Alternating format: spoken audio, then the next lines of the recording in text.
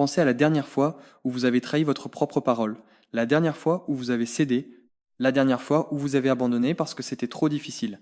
Ce moment ne vous quitte jamais. Il vous ronge en silence, dans l'ombre de votre esprit. Vous pouvez le ressentir même en ce moment précis. Cet entraînement cérébral élimine cette faiblesse pour toujours. Mais voici le prix à payer.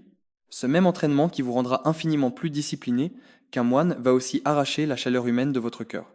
Vous allez devenir une personne respectée, peu, être même crainte par les autres, mais vous ne ferez plus jamais vraiment partie de leur monde. Cet entraînement vous poussera jusqu'à cette limite extrême.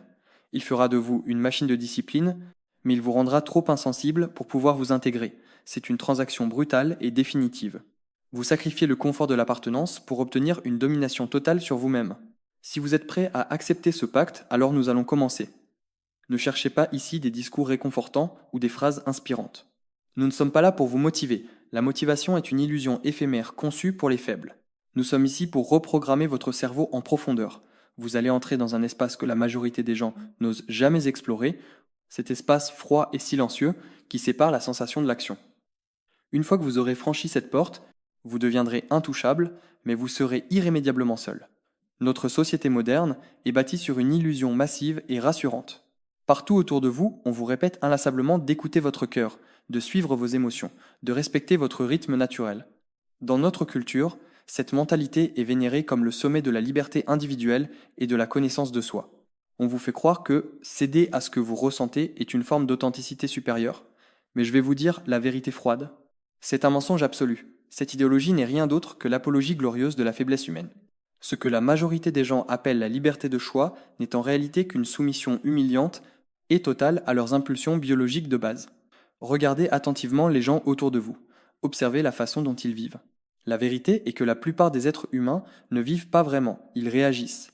Ils existent comme de simples marionnettes suspendues dans le vide.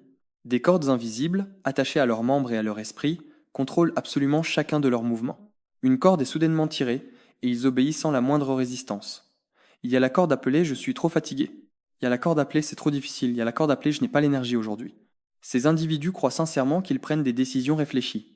Ils se persuadent d'être les maîtres de leur propre destin, mais en réalité, ce ne sont que des pantins tragiques qui dansent au rythme saccadé de leurs impulsions et de leur baisse de dopamine. Votre esprit a été méthodiquement conditionné pour capituler dès la toute première sensation d'inconfort. Dès que la situation exige un effort réel, votre cerveau envoie un signal de fuite, et vous vous exécutez docilement en cherchant le réconfort immédiat d'une distraction. C'est la raison exacte pour laquelle vous remettez tout au lendemain.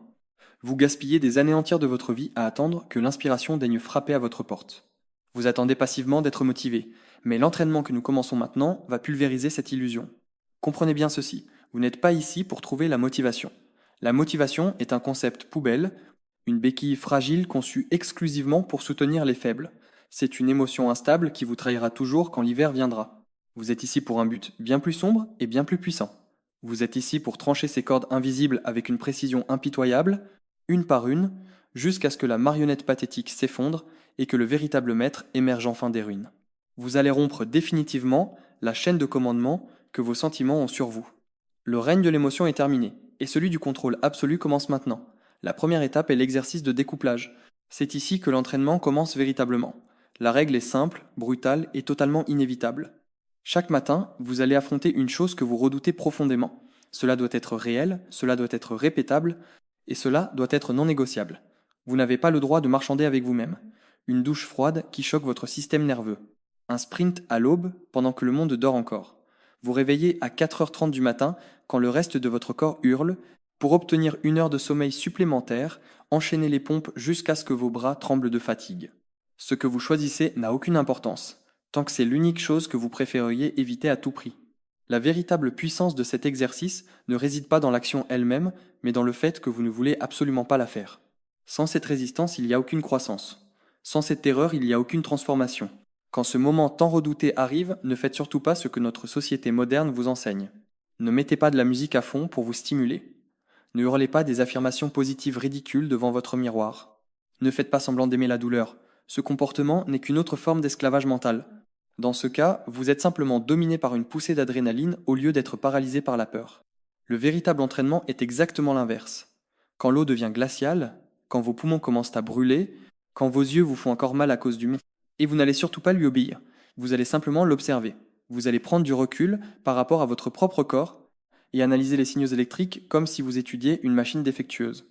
Votre esprit vous supplie d'arrêter car cela fait mal. Vous traduisez ce signal. Les muscles demandent de l'oxygène. La peau enregistre une chute drastique de la température. Le corps signale un niveau d'énergie critique. Vous enregistrez cette sensation comme s'il s'agissait d'une simple ligne de données sur un écran. Rien de plus, rien de moins. Le signal physique est bien réel, mais l'ordre d'abandonner n'a aucune autorité sur vous. Jour après jour, vous allez répéter cet exercice impitoyable pendant 30 jours consécutifs, sans la moindre exception. Durant la première semaine, votre corps va hurler avec une violence inouïe. Chaque nerf de votre être va se rebeller contre vous. Chaque instinct de survie va vous supplier de retourner dans la chaleur réconfortante de votre lit. Lors de la deuxième semaine, cette rébellion va changer de forme. Les hurlements de douleur vont se transformer en murmures insidieux. Votre esprit inventera des excuses parfaitement logiques et des négociations d'une ruse incroyable. Il vous demandera des délais minuscules, comme 5 minutes de répit, qui se déguiseront en compromis raisonnables. Votre corps devient extrêmement manipulateur, car il a compris que la résistance brute a échoué face à votre volonté. Et puis, au cours de la troisième semaine, un phénomène absolument choquant se produit. Le silence total. La douche froide n'est plus perçue comme une punition infligée à votre chair. C'est simplement de l'eau. Le sprint épuisant n'est plus une torture. C'est simplement du mouvement physique. Votre corps a finalement assimilé la vérité absolue. Ces plaintes misérables n'ont plus la moindre importance.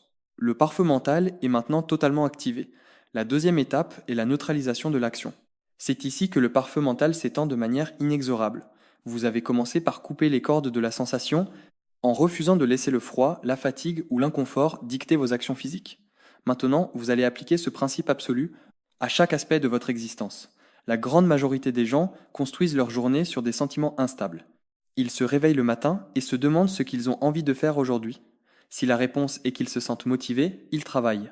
Si la réponse est qu'ils se sentent paresseux, ils font défiler des vidéos sur leur téléphone de manière compulsive. Si la réponse est qu'ils s'ennuient, ils fuient leurs responsabilités. Ils osent appeler cela de la passion, de l'authenticité ou le fait de suivre leur cœur.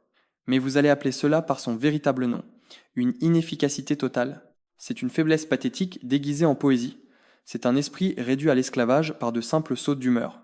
Cette étape détruit cet esclavage pour toujours. Voici comment fonctionne ce processus impitoyable. Prenez votre liste de tâches pour la journée, aussi ordinaire soit-elle, rédigez le rapport, faire les appels de vente, aller à la salle de sport, dîner en famille. Un esprit moyen regarde cette liste et réagit immédiatement de manière émotionnelle. Le rapport semble terriblement ennuyeux. Les appels téléphoniques génèrent un stress oppressant. La salle de sport paraît épuisante. Le dîner ressemble à une obligation étouffante. Leur journée entière se transforme en un champ de mine émotionnel où chaque tâche est une menace constante. C'est exactement pour cette raison qu'ils procrastinent sans cesse. C'est pour cela qu'ils gaspillent des heures précieuses à attendre d'être dans le bon état d'esprit. Et c'est pour cela qu'ils ne finissent jamais rien. Vous n'allez plus jamais vivre de cette façon. Vous allez vider chaque tâche de toute son émotion jusqu'à ce qu'il ne reste qu'une exécution pure et brute. Vous commencez par réécrire cette liste. Chaque élément doit être rigoureusement traduit en un code neutre, exactement comme si vous programmiez une machine industrielle. Rédiger le rapport n'est plus une corvée ennuyeuse. Cela devient la commande d'exécution du dossier rapport 2 heures. Faire les appels de vente n'est plus un défi social angoissant. Cela devient l'initiation de la séquence client 1 heure. Aller à la salle de sport n'est plus une souffrance. Cela devient le début de la maintenance physique 45 minutes. Dîner en famille n'est plus une corvée sociale. Cela devient le protocole social 1 heure et demie. Remarquez la différence fondamentale. La peinture émotionnelle a été totalement décapée de la fonction de base. L'angoisse, l'ennui et le stress sont tous effacés lors de cette traduction. Ce qui reste n'est qu'une séquence logique, une commande directe, un bloc d'exécution froid, et c'est ici que réside le génie absolu de cette méthode. Vous n'avez pas besoin de ressentir de la passion pour exécuter une séquence, vous n'avez pas besoin de motivation pour faire tourner une ligne de code. Vous appuyez simplement sur le bouton d'exécution et la fonction démarre. Quand la charge émotionnelle est retirée, la résistance s'évapore instantanément. La procrastination devient physiquement impossible. En effet, la procrastination elle-même est un acte purement émotionnel, une rébellion enfantine contre un sentiment désagréable. Mais s'il n'y a plus de sentiment rattaché à la tâche, il n'y a plus rien contre quoi se rebeller. Vous passez simplement d'une ligne de code à la suivante, comme un moteur puissant qui passe ses vitesses. Le travail n'est plus un champ de bataille pour vos humeurs fluctuantes. C'est simplement un protocole strict que vous complétez sans sourciller. Mais je dois vous donner un avertissement très clair. Cet exercice est d'une efficacité redoutable et, comme le feu, il ne s'arrête pas exactement là où vous le souhaitez. Vous allez commencer par les tâches que vous redoutez, les choses ennuyeuses et stressantes. Vous allez les conquérir avec une précision militaire. Mais la neutralité se propage. Le pare-feu ne se soucie pas de savoir si le signal était une douleur ou un plaisir, il bloque absolument tout. Bientôt, les tâches excitantes s'aplatissent en code elles aussi. Le projet de passion dans lequel vous vous sentiez autrefois si vivant devient l'exécution du fichier passe-temps 2 heures. La soirée romantique devient le protocole partenaire 3 heures. La joie, l'étincelle, la poussée de spontanéité. Tout cela s'effondre inévitablement dans le gris de l'exécution neutre. Vous allez devenir efficace d'une manière impitoyable. Vous atteindrez chaque objectif que vous vous fixez. Mais le coût psychologique est extrêmement lourd. La chaleur va s'échapper de vos journées, goutte après goutte. Les hauts et les bas de votre existence vont s'aplatir pour former un bourdonnement froid et constant. La colère monte quand quelqu'un vous insulte. Vous l'étiquetez comme une simple donnée. La joie éclate quand quelque chose de bien se produit. Vous l'étiquetez comme une donnée. La tristesse vous saisit. Donnée. L'excitation surgit. Donnée. Vous gagnez un contrôle absolu sur votre esprit, certes, mais vous construisez aussi des murs gigantesques et impénétrables. Les mêmes murs qui empêchent la faiblesse d'entrer empêchent également la chaleur humaine de pénétrer. Vous vous retrouverez infiniment plus difficile à ébranler, mais aussi beaucoup plus difficile à atteindre pour vos proches. On vous craindra pour votre sang-froid, on vous respectera pour votre discipline de fer, mais vous serez lentement exilé de la chaleur de l'appartenance. Les gens ressentiront votre froideur même quand vous ne direz rien. Vous regarderez le monde différemment. Là où les autres voient des défis émotionnels, vous verrez des protocoles. Là où ils ressentent de la joie ou de la peur, vous verrez de simples fonctions mécaniques. Le monde autour de vous continuera d'être hurlant et désordonné, rempli de personnes esclaves de leurs humeurs changeantes. Vous les observerez de loin, comme un scientifique étudie des insectes. Vous réaliserez que le monde est bruyant, chaotique et fondamentalement faible. Vous deviendrez une machine parfaite au milieu d'un océan de fragilité, et vous ne pourrez plus jamais reculer. Vous ne pourrez pas faire demi-tour, car vous verrez avec une clarté absolue que la majorité des êtres humains ne sont que de misérables esclaves de leurs propres émotions.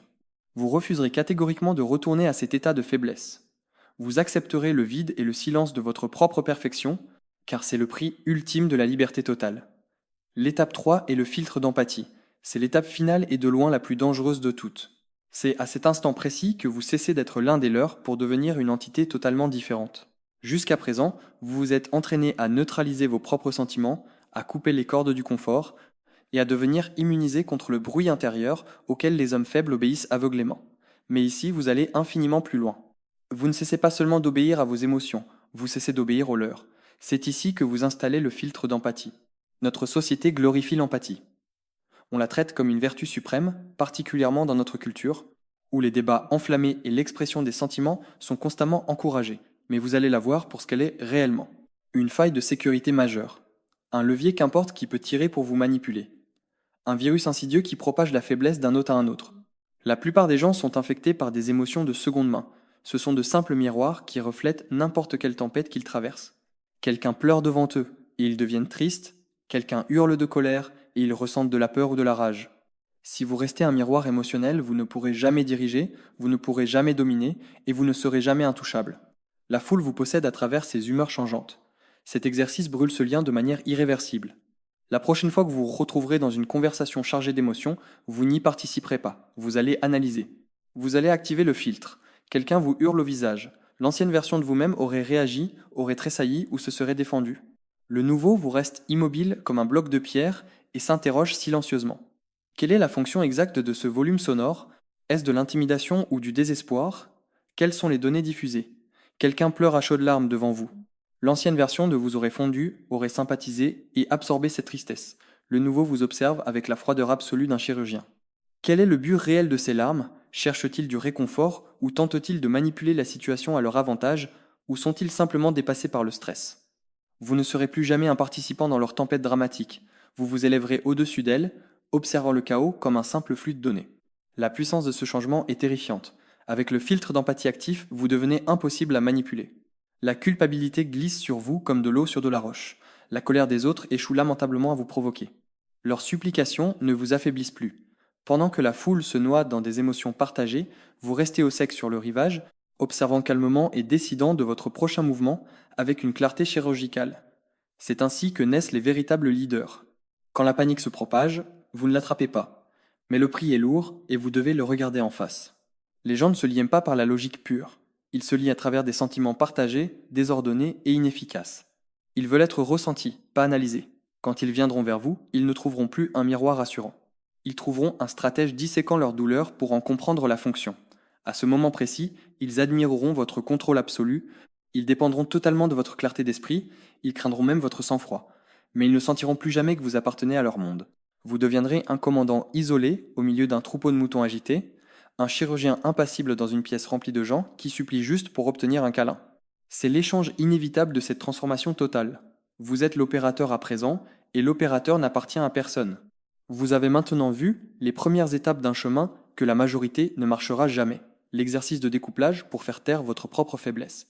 La neutralisation de l'action pour transformer votre vie en un ensemble de commandes efficaces. Le filtre d'empathie pour vous protéger du chaos des autres. Ce ne sont pas de simples astuces de productivité, ce sont des armes redoutables, et une fois que vous commencez à les utiliser, vous n'êtes plus du tout normal. La plupart des gens qui regardent cette vidéo vont la fermer maintenant. Ils vont retourner à leur confort pathétique, ils vont faire défiler des images sur leur écran, ils vont rire et ils vont tout oublier. Mais quelques-uns d'entre vous, ceux qui entendent déjà cet appel dans l'obscurité, vous allez avancer. Et une fois que vous faites ce pas, il n'y a plus de retour en arrière possible. Ce que je vous ai montré ici ne sont que des fragments. Pour forger la version complète de vous-même, une discipline au-delà du confort, une efficacité au-delà de la passion, une froideur au-delà de l'appartenance, vous devez entrer dans le processus complet.